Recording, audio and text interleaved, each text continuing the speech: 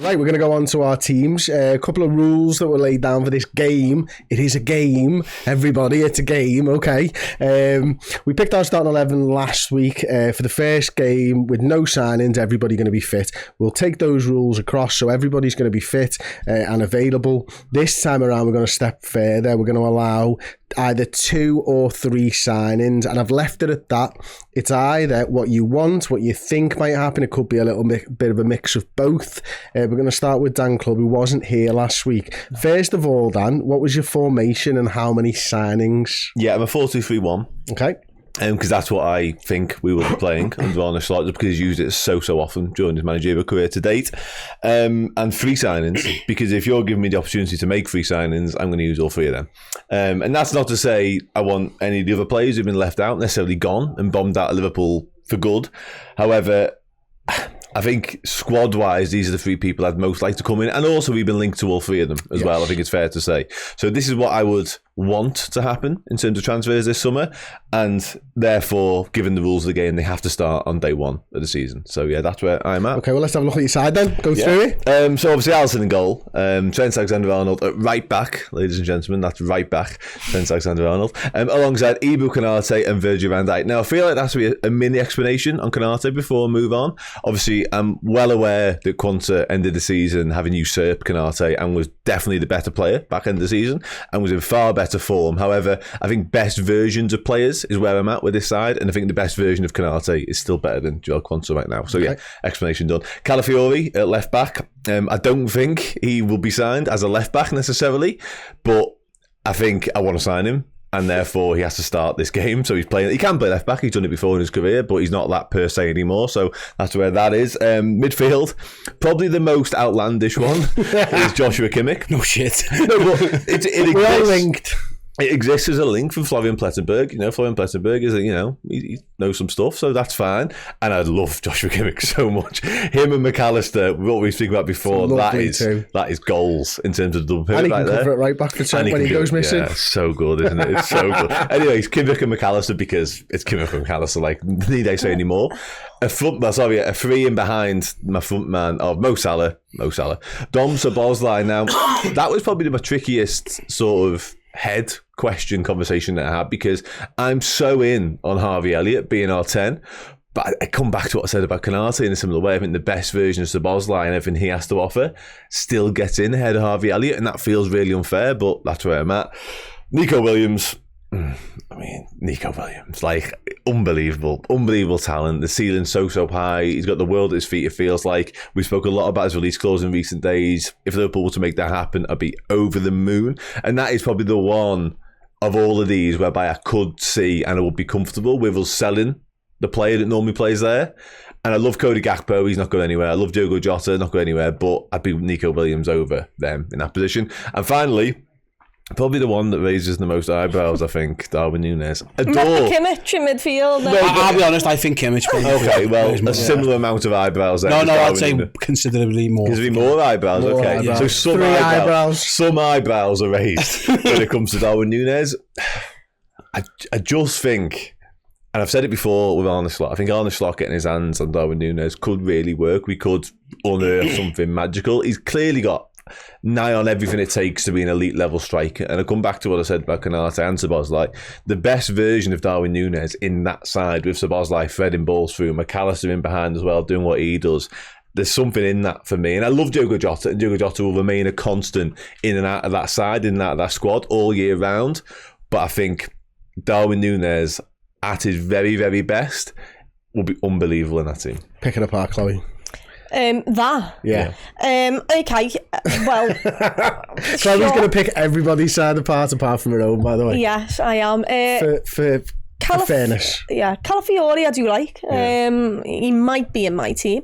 He might not be playing left back though, just because I don't think that I picked it on the biggest. Yeah, that's fine. I don't mind that. Kimmich, love as a footballer. How old's he now? 29. Yeah, that'd worry me slightly, I won't lie. 29. You'd still do it though, wouldn't you? No, yeah, I'd still do it, 100%. But I just wouldn't see that happening. Okay. But I liked it. I understand this is just what you want. It's not going to happen. Nico Williams, I am fully on board with that. I think he's sensational. How Diogo Jota is not in your team, I just don't understand. That is the only thing I'd say. Okay. So my eyebrows raised then? Very much with so. Darwin Núñez as well, didn't you? Chloe's eyebrows probably the best eyebrows as well. Not just any eyebrows raised. Comfortably. Some fantastic Thank you, eyebrows. guys. I mean, I don't even Pay a lot of enter money the for these. conversation for eyebrows, to be fair. I think it's one of the things that I'm lacking as a human being. You can't, especially with that red sunburn. I know, it's bad, isn't it? Do you want to see how bad it is? Done dirty there. Done you dirty there. Squishy. Oh, look at that bad boy. That's a day in the park for a lobster. For those watching. That is tough, isn't it? It's painful as well. Did you enjoy Sefton Park though? I did enjoy Africa. Yeah, it was brilliant. It was good fun. Good day out. It's a cracking day out every single year. Right, Chloe, we're going to go on to your side first. How many signings did you make? 2, because I got told 2. The 3 didn't exist to me when I got told. There was a lot of different rules at play, because I might have done. Did I get it right, by the way? Yeah, you got it right. Nice. You came out and said the words 2 signings to me, so I just didn't look at the agenda at the top. Anyway, my 2 signings. I went with Trent at right back, which obviously, you know, it feels like all of us are on the same board with that one. I did sign Calafiori. However, I looked at the back 4 and thought the biggest upgrade for me in that position was the right centre half, and Calafiori can do that. You can play both centre back positions, so I put him there. I understand he's left footed on the right hand side. However, you know, the switch of play to Williams up top here is, I'm all for that. So yeah, how's he playing that left footed? That's some past that. It's outside the boot stuff. I'll tell you what, I'm going to change the rules. Let Chloe finish, and then Chloe can pick through her side afterwards. Thank you. We have so much time on the ball, just out in front of him, cuts across it, absolutely sound with that. Look, I've tried to get a left-footed centre half in the team. You've got one. You've just put him. Yeah, he's doing great. Don't worry about him. He might score some own goals, but you know what else can I do about that? Sorry. So yeah, I need, once again, like you, Sharon, in my left back. I thought Robbo, I couldn't kick him out of the team, so bye-bye to Quansah and Canate. Then my midfield, stuck with Stefan, thought, because I only had 2 signings in my head, didn't upgrade him. I'm okay with that. Who would it have been then in that case? If you knew it was free, I'm guessing it would have been Bajcetic. Yeah. Who would it have been? Look, I didn't think about it, but for age, it wouldn't have been Kimmich. Okay. That's all I could tell you. Ederson's been linked, maybe. No, I don't rate him that much. Anyway, so yeah, didn't sign anyone in midfield. Put Sobbo in at cam, very much like you. Sorry, attacking midfield, whatever the hell you like, number 10, whoever it was. Salah's still there. Jota is obviously up top because he is the best goal scorer in the team. And then I also went with Williams because it will never happen because of the wages he is on. However, I would absolutely adore for this signing. I wouldn't rule that out. I wouldn't rule that out. I think if you're paying a fee, which is big, and then you're asking him to go on at least 200 grand a week, it's out of Liverpool. It depends what you call big fee. He scores like 47 million quid. That's a big fee. Do you think? I'm not sure it is. For 200 grand. £47 million and 200 grand a week minimum. I think a lot. Minimum. I think that's what I think that might be. You're getting incredible talent for the here and now, but also you're getting potentially 5, 6, 7, 8 years. Where are you in 4 years' time with him? I mean, you're talking 500 grand a week. I mean, what are you talking? It's huge. It's insane that he's on this much money so early. That's the market. It's not. Diaz is on 55 grand a week. In your team? No, Diaz is on 55 grand a week. But that's way below. That's his first contract. Yeah, but it's the market, you've just told me. I understand the problem, but I mean, if Dan's signing Kimmich in the DM, I'm having Williams as my left winger. Agreed. Love the lad, think he's class. And yeah, I went with Jota, obviously. That was the only big change of our front four. Right, what's the problem with your side? Calafiori, obviously, yeah. However, look, he could, he's Remember, you're pulling it apart now. You're not defending it. Okay. He's left-footed on the right-hand side. And he's about to sign for Juventus. But other than that, absolutely, in my lovely world, if you can't kick a footy with both feet and you're a professional footballer, something needs sorting out. Okay. So I'm hoping next time he's got a 5-star weak foot on FIFA or something is what I'm hoping here. Okay, so Steve, let's go through your side then. You made one signing. Yeah, apparently. Okay, so this is what I think will happen. Okay. This is I think might happen for the Liverpool start the season. So my one signing is Eze. You think Liverpool are going to sign Eze? I've got a sneaky feeling they might sign Eze. Okay. I think they're going to sell Luis Diaz, and I think they're going to sign Eze. Okay. Yeah. So I've got Alisson. Game, ladies and gentlemen. Yeah, it's just I think it's going to happen. I've got Alisson, Trent, Konate, Van Dijk, Robertson. I've got Endo, McAllister, Salah, Szoboszlai, Eze, Jota. I actually do think they're going to sign Eze. I think with the release clause and the fact that I know everyone keeps telling me it's not going to happen, but I do think Luis Diaz is going to go to Barcelona at some point. They're going to figure out a way to do it. They're about to sell Rafinha. I think I've seen today there's reports around that as well. Yeah, I don't think it is. So I think that's one that we're waiting for. I wouldn't be shocked if that one happens. So in this game, I did sign a couple of extra players, but they're squad players, and so I didn't put them in my 11. Yours is boring. Yours is so less fun. I think they will sign a centre back, but I think it's a young centre back who doesn't get in the team straight away. And I don't think they're going to sign a midfielder. I don't think they're going to sign a 6 or anyone else because there's millions of them. I wouldn't say I wouldn't, but if there's a belter out there, go and sign them. But I'm not sure they're going to do that. And I think they're going to sign another goalie. Yeah, if I'm honest. But it goes back to Dan's point before. Isn't it? This was if I did the other way, like what you want to happen.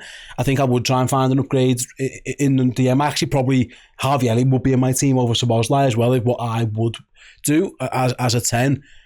But I think this expectation that Liverpool are going to do loads and loads of business this summer. I just don't see it at all, especially for the first team. I think they'll buy a young centre-back to back up the fact that they've lost Matip and push everyone along in the pecking order one, and this, whoever he is like the 4th choice. And I think they're going to get a backup goalie, but I do think they're going to sell Luis Diaz, and I do think they'll replace him. I wouldn't be shocked if it was Williams. I wouldn't be shocked. I think Liverpool, that's what's going to happen. Just for interest, can we bring up Steve's team from last week? Is that all right, Aaron? This is what I would do. Obviously, Endo McAllister were put the wrong way around last week, and we've still not rectified that mistake. Steve's changed from a 4-3-3 formation to a 4-2-3-1 with his one signing. No, again, that's what I would do. And what else is different from last week? Is there anything else different? No. It's basically it's Elliott and Elliott in my team for Sobbo, because I think I will play 4-3-3. I'm with you. What you said earlier, I think the squad is made for it, but I think the manager's going to change it to 4-2-3-1. And I think he'd give Szoboszlai a game over Elliott. Elliott's he's a bit like I thought he's one of these players where he's not fashionable, and I could see a new manager getting really enamoured by Szoboszlai, and I understand it because he probably is. I mentioned all his traits earlier in the first half of the show. I think Harvey Elliott's a genius, and I think I will get him in my team as often as I can, but I'm not sure that's going to happen. On the Diaz thing, I do think he's going to be sold, and I can see Liverpool going English, release clause, Premier League experience, all that kind of stuff with Eze. I know Palace are losing Elise, and they'll be devastated, but they've got release clauses, so tough shit. And if they don't get him this year, he will go somewhere else. Yeah. And I think he's that good that I think he'd pull the ball. I think if you said to me, sell Luis Diaz for 60 million and buy Eze for 60 million, same price, I'd bite your hand off. Absolutely bite your hand off. Chloe, what's wrong with this team then? With the signing with Eze? Did it have... That was his one signing, to be fair. Okay. We'll bring it back up for you. So, Wataru Endo is not going to win you a Premier League title. I don't think Stefan Bajcetic at this moment is going to do that either, though. And I kept him there. The rest of it I'm quite alright with, to be perfectly honest. Yeah, like him. I'd rather Williams. You've got Jota up top, obviously. You had the brain there. I had Adam scores, yeah. Stray bullets flying everywhere at the moment. So yeah. Good luck for half an hour, Diogo Jota. First game of the season. Not second game, it's Nunes. I love you, Diogo. I got told everyone was fit, so in my little game. I'm making Haywire the sun shines. Really, it's a fantasy, isn't it? Everyone's fit, do you, mate? Sorry, you'd take Williams over Eze? Yeah. Okay, would you? I'm just more excited by... I like them both, but I think Williams will probably go and have the better career, but I do like the fact that Eze's played in England. Yeah, he's also English. I think he's brilliant. I think he's really good. He's superb. I think he's absolutely fantastic, and I could see him fitting like a glove. His weight could be a lot less. So just on your, I can't get Wataru Endo in a double pivot. No, I can't. Again, I really like Wataru Endo. I thought he did a brilliant job last season in what was sort of unexpected circumstances. I think it's fair to say a bit of a last-minute call to come and do the job for us in the Premier League, and I think he did it. And so I think he was superb. Certainly in certain games, he went above and beyond what I expected. I thought he might just be the sort of ball hawk who won the ball back and give it. He had so much more than that. Chipped in with goals on the way as well. A big butt coming. I just think there's limitations to what he can offer, and I think if you're playing with a double pivot like I expect us to be, I don't know what he's bringing into that particular party. I see. I would like an upgrade in midfield. I just don't think that. Again, I went off what I think is going to happen. I just don't see, having invested in 4 midfielders last summer, they're going to go again this year. I just don't see it happening. I think it'll be the same. You mentioned before about when we had the Tyler Morton conversation, how many options Liverpool have got in midfield. I just don't see a world where they do it. He spoke about it today, actually, interesting enough. He's been talking about Liverpool going for an upgrade in 6, which I think is really fascinating, by the way. He said he'd been up for the challenge, and he obviously, if it helps improve the team, which speaks as testament to the man with Wataru Endo is, by the way. But yeah, I tend to agree with you. Actually, I don't think we will do business in that area, but I do wonder if an opportunity presented itself or there was something to be done there, maybe we'll take it. I think next summer they'll try and find someone, because it goes back to your point before. There are good players out there, but I think Liverpool will want a worldie if they're going to do it, and I just don't know. I can't think. I mean, people in the comments might be able to find me. There was a conversation before between Gilduran and a couple of other people, and he was like, there are people that are better than Endo. There are. I think he's right, but I just don't think Liverpool pull the trigger on it if they're not world class, because you've got to compete, I think, with your Rodris and your Declan Rices we've all talked about so much over the last few weeks. So it's about waiting for that right person, or find that right person before they make the leap. Exactly. And then at that point, I don't think we know who they are. I think they also, I think they will give Stefan Bajcetic every opportunity to prove it. And rightfully so, by the way. And I just don't know if he's going to be ready to start the season. At some point, I would expect Bajcetic to be playing midfield for Liverpool. Yeah. And then they're going to give him a go at it. And if it doesn't work out for him, it might not work out for him. But I think you've got half a better chance of getting him up to the level that you think he could be than going out and buying one. So by all accounts, he's obviously very, very highly thought of. He's another little leaving present that Jürgen left and the academy have done really well with. So I think they'll give him every opportunity. That was just day one of the season. I wouldn't expect that team to end the season. I do expect Bajcetic to get a run in the side and see what he can do, and I'm excited by that. I think what we saw in 2 seasons ago now, when he was one of the only good players we had for a little stretch of time there, and the fact that now he looks like he definitely has. He's grown. He's a bit more physical and strong. I'm interested to see how he goes. So I think Liverpool are going to have a real good look at Bajcetic before they make their mind up on him. Absolutely. Okay, well, we're going to bring my team up from last week first, if you don't mind, please, Aaron, because I've remembered now.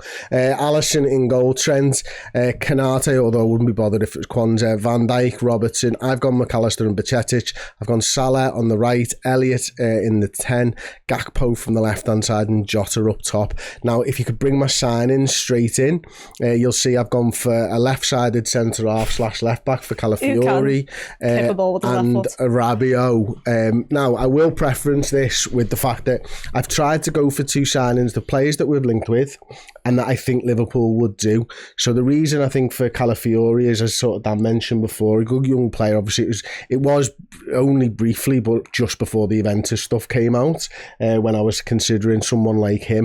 Obviously, a young player, left-footed, can play centre-half. I think it's a smart piece of business, one that Liverpool will do with the view to the future of Virgil van Dijk and stuff. And the reason I've thrown the link to Rabiot in, although it's only a tentative link at best, is that he's available on a free, isn't he?